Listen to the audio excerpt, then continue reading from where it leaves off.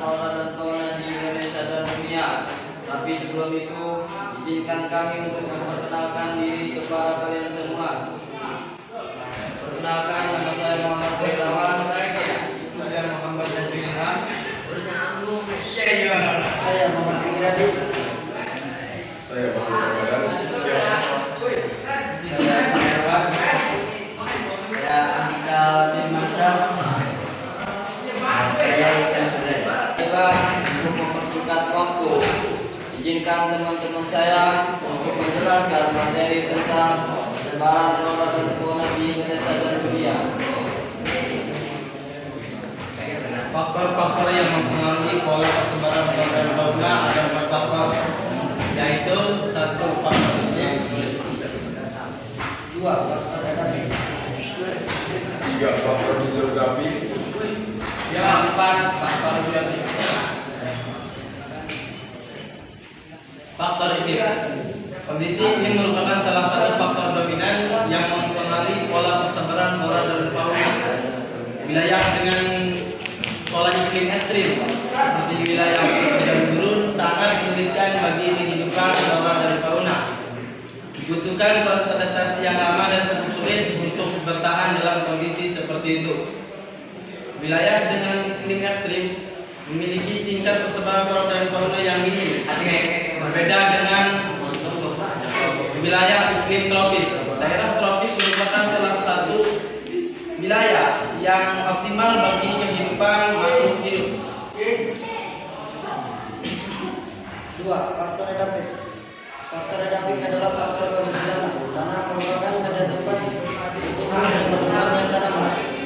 Kondisi tanah yang secara langsung berpengaruh terhadap tanaman adalah kesuburan. Parameter kesuburan antara lain kandungan humus atau bahan organik, unsur harta, tekstur dan struktur, serta ketersediaan air dalam pori-pori tanah. Tanah-tanah yang subur seperti tanah vulkanis dan andosol yang baik bagi pertumbuhan tanaman.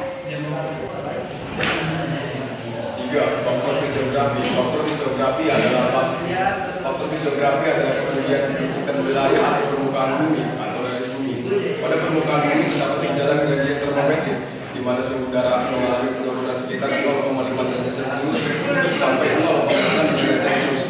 Setiap wilayah akan mengalami naik 100 meter dari permukaan laut. 4. Faktor biotik.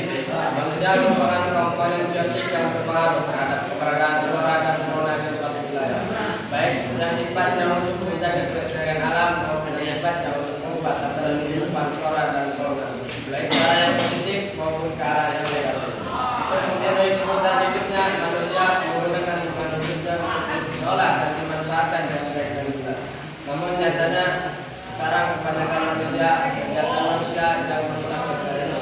Untuk sesi tanya jawab yang akan disampaikan oleh Andika Firmansyah.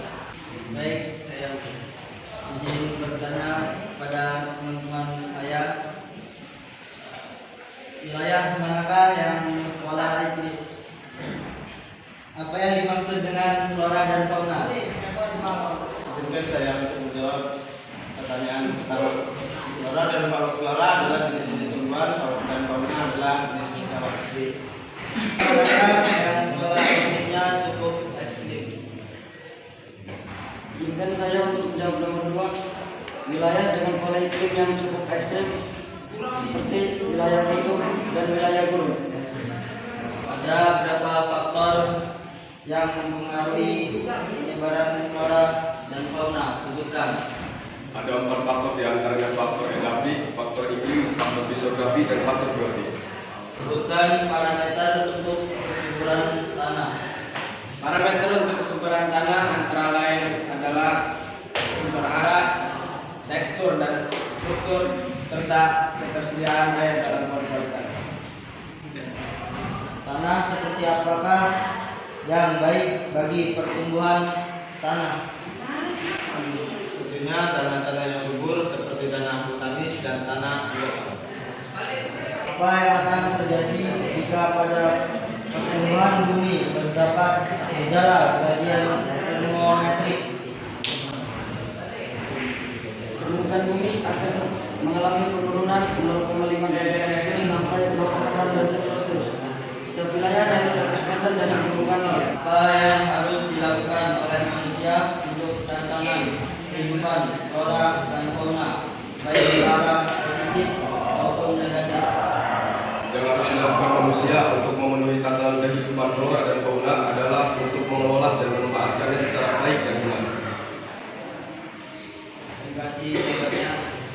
Baiklah, untuk sesi selanjutnya kesimpulan yang akan disampaikan oleh Ican Sudrajat. Baiklah, saya akan menyimpulkan dari 4 faktor yang mereka bahas tadi. 1. Kesimpulan dari faktor iklim, yaitu seperti temperatur udara dan cuaca. 2. Kesimpulan dari faktor adaptif, yaitu tekstur tanah dan pH, derajat kesamaan tanah. 3. Kesimpulan dari faktor fisiografi, yaitu bentuk permukaan bumi, seperti ketinggian tempat dan kemiringan lereng. Dan yang terakhir, kesimpulan dari faktor genetik, yaitu kondisi makhluk hidup. Mungkin demikian. Demikianlah presentasi dari kami. Mungkin hanya itu yang dapat kami presentasikan. Jika ada kesalahan yang dimaafkan dan dipertimbangkan. Jangan malah memperbesar masalah lalu meninggalkan. Wassalamualaikum.